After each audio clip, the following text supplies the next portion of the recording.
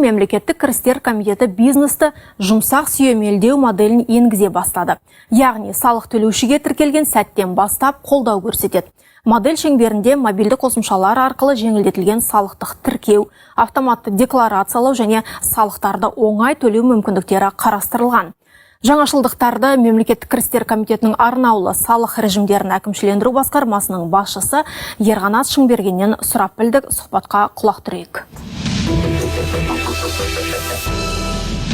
Сәлеметсіз бе, Ерғанат Қамидоллаұлы, хабарымызға қош келдіңіз. Елімізде биыл жаңа жылдан бастап жаңа салық кодексі енгізілді, күшіне енді. Бұл кодекс аясында арнаулы 3 салық режимі көзделген, соның шарттары туралы толығырақ айтып берсеңіз. Саламатсыздар ма? Бұл жаңа салық кодексі арнаулы салық режимдері бағытында бірталай өзгерістерге ұшырады. Яғни бұрын соңды 7 арнаулы салық режимі болған тұғын, қазір таңда бұл салық режимдерінің саны 3-ке дейін қысқартылды. Яғни 3 режим сақталды, оның ішінде оңайлатылған режим, оңайлатылған декларация негізіндегі режим, ол упрощенка дейді бізде халықта көбінесе. Біртайлы азаматтар осы режимді қолданады. Жаңа режим өзін-өзі жұмыспен қамтығандар үшін арнаулы салық режимі, және де үшінші режим бұл ауыл және шаруа қожалықтары үшін арналған салық режимі. Осы жалпы 3 режим бар. Бірінші режимге тоқталатын болсақ, яғни оңайлатылған режим, упрощенка дейді. Бұның біраз жеңілдіктері, шарттары яғни өзгертілді. Оның ішінде бұрын соңды жылдық табыс сомасы 48 мың айлық есептік көрсеткіш болса, қазір таңда бұл сома 600 мың айлық есептік көрсеткішке дейін ұлғайтылды яғни. Яғни ол 2,5 миллиардқа дейін жуық. Осы 2,5 миллиардқа дейін кіріс аясында қосымша құн салығы ретінде тіркелудің қажеті жоқ. Яғни қосымша құн салығы төленбейді. Бұл өте үлкен жеңілдік. Бізде қазір көбінесе кәсіпкерлер дұрыс түсінбей жатыр. Яғни 10 мың МРП дейді бізде, 10 мың МРП деген 43 миллион теңгеден кіріс асып кетсе, жаңағы НДС төлеу қажет пе деген сұрақ туындайды. Бұл НДС, яғни қосымша құн салығы жаңағы айтып кеткен режимге таратылмайды. Яғни упрощенкада деген азаматтар ешқандай НДС-ін төлеудің қажеті жоқ. Және де үлкен бір жеңілдік, бұл жалдамалы жұмыскерлердің саны шектеусіз. Бұрын соңында мысалы 30 адам болса жылына, қазір таңда ондай шектеу жоқ. Екінші режим, бұл өзін-өзі жұмыспен қамтығандар үшін режим. Өте жеңілдетілген режим, жалпы біздің азаматтарды қолдап, өзін-өзі өз бетімен жұмыс істеген азаматтарға бағытталған. Яғни жалдамалы жұмыскерлері жоқ. Мысалы қалғанда такси жүргізушілері, курьерлер, парикмахерлер, немесе үйді жалға беретіндер. Осындай бірталай тізім бар. Ол жерде де тізім бар, яғни рұқсат етілген тізім бар, ол бекітілген. Оның ішінде 40 қызмет түрлері енгізілген.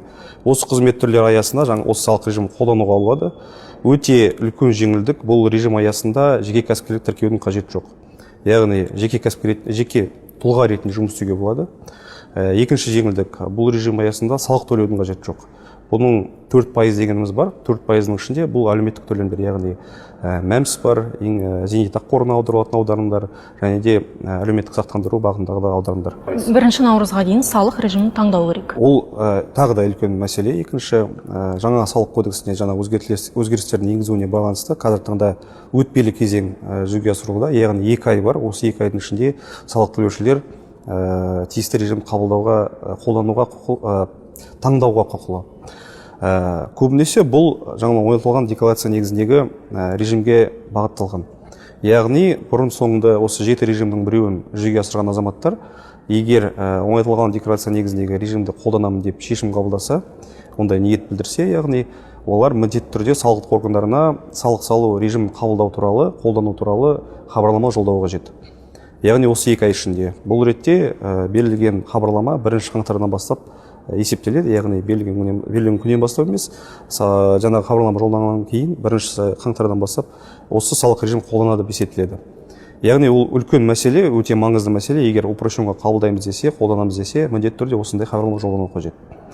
Мерзімі 1 наурызға дейін. Ал егер кешіккен кәсіпкерлер не істейді? Егер бұндай хабарлама жолданбайтын болса, салық төлеушілер автомат түрде жалпыға белгіленген режимге өтуге ықтимал. Яғни ол салық кодексіне көзделген. Сол себепті міндетті түрде осы упрощенка қолданамыз десе, міндетті түрде осындай хабарлама жолдану қажет. Бұл ретте барлық азаматтар упрощенка қолдануға құқылы емес, біріншіден. Екіншіден, белгілі бір өзгерістерге сәйкес белгілі азаматтар, белгілі кәсіпкерлер жаңағы жалпы режимге өтуі мүмкін. Сол себепті барлығы беру қажет емес. Яғни тек қана упрощенға қабылдайтындар үшін. Жаңағы екі режимге тоқталатын болсақ, ол азаматтарға, яғни өзін-өзі жұмыспен қамтығандар үшін және ауыл шаруашылықтары бағытында жұмыс істеген азаматтар үшін жалпы ешқандай әрекет етудің қажет. Оларға қарамайды бұл норма. Яғни ауыл шаруашылығы бойынша режим қолданылып жатқан азаматтар автоматты түрде тиісті режимге өтеді. Бірінші қаңтардан бастап оны біз бірінші наурызда жасаймыз. Ал өзін-өзі қамтығандар үшін үлкен жаңағы тағы бір жеңілдік. Олар тек мобильді қосымшаны жүктеп чек береді. Осы чек берілген бірінші күн осы режим қолдану күні болып саналады. Яғни хабарлама берудің қажеті жоқ. Алайда осы упрощенкаға өтеміз десе, міндетті түрде осындай хабарлама жолдану қажет. Бүгінгі таңда ондай азаматтар 400 мыңнан астам азамат ондай хабарлама жолдады. Яғни тағы да осы бір айдан астам уақыт бар. Сіздеріңізге сәттілік тілейміз. Хабарымызға келгеніңізге көп рахмет. Сау болыңыз. Рахмет сізге. Сау болыңыздар.